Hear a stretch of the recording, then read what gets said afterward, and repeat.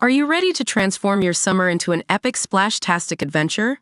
Say goodbye to wasteful, single-use water balloons and hello to the ultimate in reusable, eco-friendly fun with reusable water balloons. Check out the link in the video description to get yours on Amazon today. Independent Senator Joe Manchin is considering returning to the Democratic Party and jumping in the presidential race now that President Biden has announced he will not seek re-election.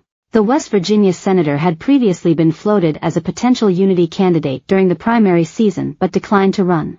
At the end of May, Manchin left the Democratic Party after decades in office as a Democrat and registered as an independent. But Manchin is now considering reversing course and re-registering as a Democrat to run for president, a source confirmed to DailyMail.com. It comes after Biden announced Sunday afternoon he would not seek re-election and endorsed Vice President Kamala Harris for the nomination. Harris then announced she was running for the Democratic presidential nomination, but it is not a closed deal. Some Democratic officials immediately jumped to endorse her, but others held off and called for the Democratic process to play itself out as delegates must officially select their nominee next month. Earlier on Sunday, Manchin joined the growing chorus of elected officials calling on Biden to step aside. "I came to the decision with a heavy heart that I think it's time to pass the torch to a new generation," Manchin said in a series of Sunday show interviews. He has long warned that he believes Donald Trump is a threat to democracy, but he had also expressed concerns over the president's health. Manchin has long gone back and forth between being a thorn in Biden's side and an ally.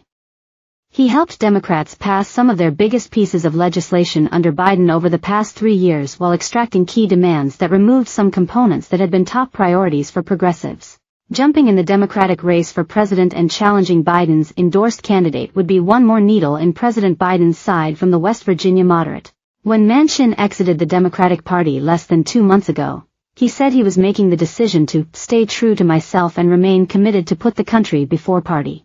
Despite the party registration change, Manchin has continued to caucus with Democrats on Capitol Hill.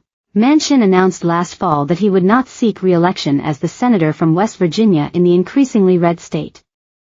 It is expected the Senate seat will flip to red this fall with Republican Governor Jim Justice as the West Virginia Senate nominee.